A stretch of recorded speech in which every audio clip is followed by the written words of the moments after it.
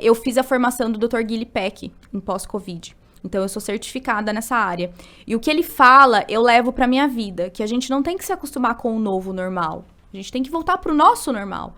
Então, eu vejo pacientes que eles normalizaram ter uma enxaqueca uma vez por semana depois do Covid, ficar com esse lapso de memória, o cabelo tá ficando ralo, o sono, insônia é muito grande a prevalência de pós-Covid, porque é uma sensação de frio e calor. Então, a pessoa vai alternando, você vai ver, a pessoa acha que tá com febre, ela não tá com febre. Ou que ela tá no climatério. Ou no climatério, uma desautonomia do sistema nervoso. Eu não sabia, então, quer dizer, confunde muitos sintomas com outras coisas, outras patologias, Eu tenho pacientes que elas entraram em menopausa precoce, pós-Covid, porque alterou demais o eixo hormonal, que a gente chama do eixo HPA, hipotálamo, pituitária e adrenal, os hormônios do cortisol. Como que a gente regula cortisol? Dormindo, acordando 6 da manhã, colocando a cara no sol, tomando sol na região da testa, nos olhos, indo dormir 8 horas, 10 horas da noite, estando na cama, repousando, descansando. A gente pode pensar em melatonina também, para essa função.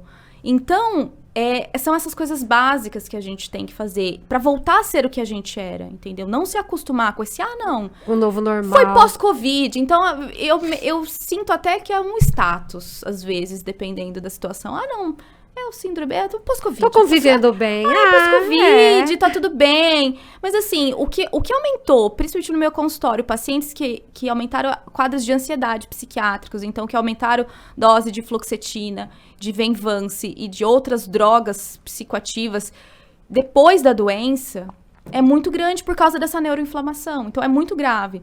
E os estudos, inclusive, saíram essa semana falando disso. Que os sintomas neuroinflamatórios, eles são os mais prevalentes e os que deixam mais sequela. Então, quanto mais cedo a gente trata, menor a chance disso ser permanente. E também pela questão de que muitas e muitas vezes a pessoa não está associando que foi do Covid. Exatamente. Né? Às vezes ela pode achar que é uma outra. Não, porque eu fiquei muito estressado na pandemia. Eu tive Covid, mas eu também, fiquei muito em casa, trabalhei só online. Quer dizer, muita gente ficou ansiosa e muita gente teve problemas psiquiátricos por conta da reclusão toda que foi a pandemia. E, de repente, a pessoa pega Covid e depois não sabe qual, né? Será que eu tô assim porque eu fiquei ansioso? O ovo ou a galinha? O que vem primeiro? Exato. Ou é porque eu fiquei doente, eu tive a doença, né? Então, eu acho que só os exames bioquímicos, né? Você vai lá ver níveis de indicadores inflamatórios, né? PCR, fibrinogênio, homocisteína, os níveis de vitamina B12, B9, que participam daquela metilação do DNA. O que é isso? É o interruptor que a gente tem, o interruptor genético. Então, a gente liga e desliga os genes. Então, o que eu quero ligar? Eu quero ligar a parte anti-inflamatória, eu quero ligar a parte da longevidade, a parte de metabolizar bem carboidrato, gordura, e eu quero desligar as doenças crônicas não transmissíveis, que é o que eu vou desenvolver. Sim. Então, falta nutriente, as pessoas são desnutridas. Então, mas é uma dica também, né, pessoal? Porque, veja bem, se vocês ficaram estressados, ansiosos durante a pandemia por um motivo de trabalho, ou de reclusão, de ficar muito antissocial, de não ver ninguém, e depois teve Covid, achou que era por uma coisa, então fiquem atentos, porque os sintomas de enxaqueca, ou insônia, ou mesmo outros sintomas psiquiátricos, depressão, pode ser um sintoma da doença, e não do status emocional da doença, né? E saber diferenciar isso. E aí, o que a gente faz? A gente trata a parte fisiológica, ou seja, a gente trata a carne, o sintoma, a clínica, e aí, obviamente, junto com o psiquiatra, com o psicólogo, enfim. E aí, o que acontece? Você não precisa necessariamente tirar o medicamento, porque a doença de base, ela continua ali. Só que você diminui a dose. Você não vai ficar aumentando, porque senão é um looping. Você aumenta a dose e não vai fazer efeito mesmo. Claro.